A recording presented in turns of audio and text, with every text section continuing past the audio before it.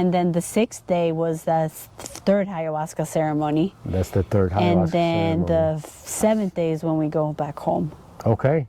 I think this is good for day one. Good. We got to break this down into 2 parts, guys. Sorry. Because the it's just too long. ceremonies is too much. We wanted to explain what it is, how we got there, why we got there, and then we want to give you the final tomorrow, part 2. And part 2, we're going to go into deep how the ceremony went, what we saw, what we got out of it, if we recommend somebody does it, and if they do, how they should go about it.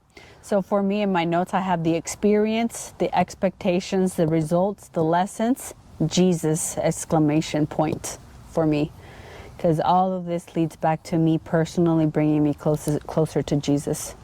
I know that a lot of Christians and in Christianity, religion, a lot of the stuff is not approved or agreed upon because obviously, you know, the Bible says that Jesus is sufficient and heals us from everything.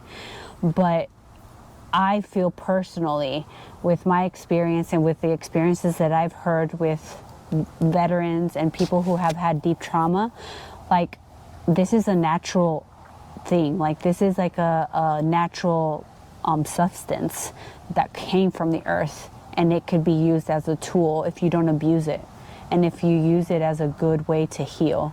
So for me, it just brought me closer to who I am. If you ask me now who I am, I'm a daughter of Christ. I'm a daughter of God. That's the realization that I got out of all of this. And it only took me a little bit after the experience to get to the point where I am now, because I went through a really hard process after the ceremony and after the retreat. So it took me almost like a few years. Well, it's been two years since we did it. So maybe it took me about a year to kind of like help me integrate back into this reality, basically. Yeah. But yeah, it all just brought me back to my roots. For me, I'll talk more tomorrow. And, you know, I didn't consider myself a super spiritual person or super religious before. And I have no idea how I saw what I saw. But I'll get more into it on part 2. Okay, sounds good. And explain more. All right. But yeah, so if you want to listen more, stay tuned. Stay tuned for tomorrow's video, part 2, and we'll dive into it.